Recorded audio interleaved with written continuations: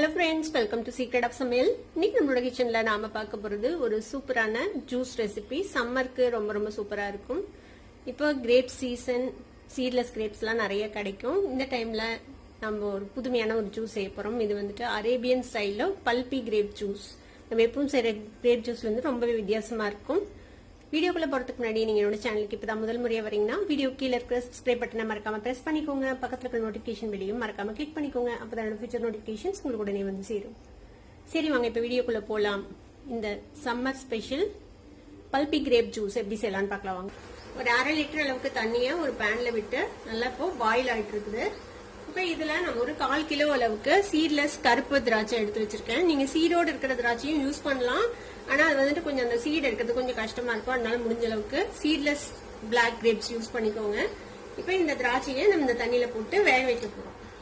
திராட்சையை நல்லா கழுவி எடுத்து வச்சிருக்கேன். இப்ப இது வந்துட்டு கொஞ்ச நேரம் வெந்து இந்த தோல் எல்லாம் வந்து கொஞ்சம் கலண்டு வரணும். பிரேக் ஆன மாதிரி இருக்கும்ல, அந்த ஸ்டேஜ் வரைக்கும் நம்ம இதை வேக வச்சுக்க போறோம். இப்ப பாத்தீங்கன்னா தெரியும் பாருங்க, தோல் வந்து நல்லா பிரேக் ஆயிடுச்சு. இந்த மாதிரி நல்லா வெந்துடணும். வெந்ததுக்கு அப்புறம் ஒரு 5 மினிட்ஸ்லயே இந்த மாதிரி வெந்துடும் உங்களுக்கு. இப்போ அடுப்பு ஆஃப் பண்ணிடலாம்.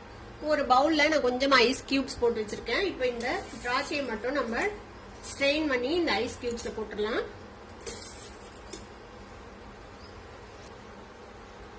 எல்லா திராட்சையும் எடுத்து இந்த ஐஸ் கியூப்ஸ்ல போட்டாச்சு. இது கொஞ்சமா ஆறட்டும்.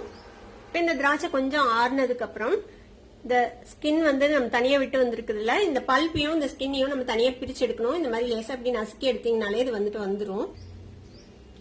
இது மாதிரி பல்ப் தனியா ஸ்கின் தனியா நம்ம எல்லாத்தையும் பிரிச்சு எடுத்துக்கலாம். பாத்தீங்கன்னா தெரியும், நம்ம இந்த பல்ப்பை தனியா பிரிச்சு எடுத்தாச்சு. அதே மாதிரி இந்த தோலையும் நம்ம தனியா பிரிச்சு எடுத்தாச்சு. கொஞ்சமா அந்த தண்ணி நம்ம ஊத்தி வச்சு தண்ணி கொஞ்சம் மிச்சம் இருக்கு. இப்ப திரும்பவும் நம்ம திராட்சை வேக வச்சு அந்த தண்ணியை அடுப்புல வச்சிருக்கிறேன். நம்ம எடுத்து வச்சிருக்கிற இந்த தோல் இருக்குதுல்ல, அந்த தோலையும் இந்த தண்ணியில சேர்த்திடலாம்.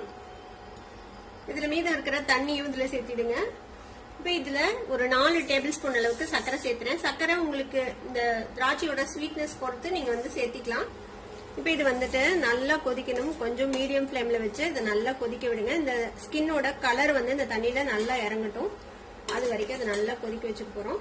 ஒரு மீடியம் ஃபிளேம்ல வச்சுட்டு ஒரு 15-20 நிமிஷம் நம்ம இதை வந்து நல்லா கொதிக்க விடலாம். இப்ப கிட்டத்தட்ட ஒரு 15-20 நிமிஷம் நல்லா கொதிச்சிருக்குது. நல்லா மீடியம் ஃபிளேம்ல வச்சு பாத்தீங்கன்னாலே தெரியும் கலர் எவ்வளவு ரிச்சா ஆயிடுச்சு பாருங்க. இந்த தோலோட கலர்லாம் வந்து நல்லா வெள்ளையா மாறிடுச்சு.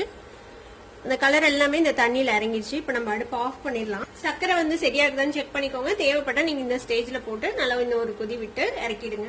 அடுப்பு ஆஃப் பண்ணிடலாம். நம்ம இப்போ ஒரு வடிகட்டி வச்சு இந்த தோல் வேக வச்சோம்ல அந்த தண்ணியை நம்ம வடிச்சிடலாம். தோல் நல்லா ட்ரெயின் பண்ணி எடுத்துடுங்க.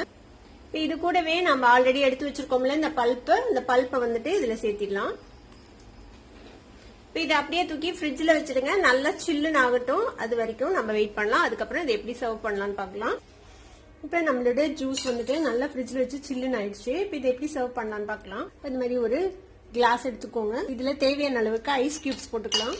ஒரு 7-8 புதினா இலை போட்டுக்கோங்க. இது லேசா இந்த மாதிரி க்ரஷ் பண்ணி விட்டுலாம் இந்த புதினாவைய ஐஸோட சேர்த்து. இப்போ நம்ம ரெடி பண்ணி வச்சிருக்கிற இந்த ஜூஸ் வந்துட்டு இந்த கிளாஸ்ல ஊத்திடலாம்.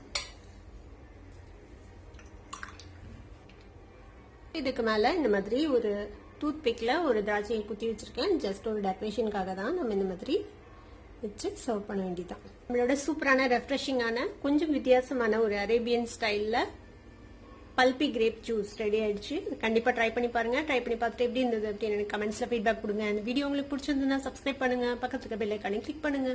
அப்பதான் என்னோட ஃபியூச்சர் நோட்டிபிகேஷன்ஸ் உங்களுக்கு உடனே வந்து சேரும். லைக் பண்ணுங்க, ஷேர் பண்ணுங்க. தேங்க்யூ ஃபார் வாட்சிங் வீடியோ வியூவர்ஸ். Bye bye.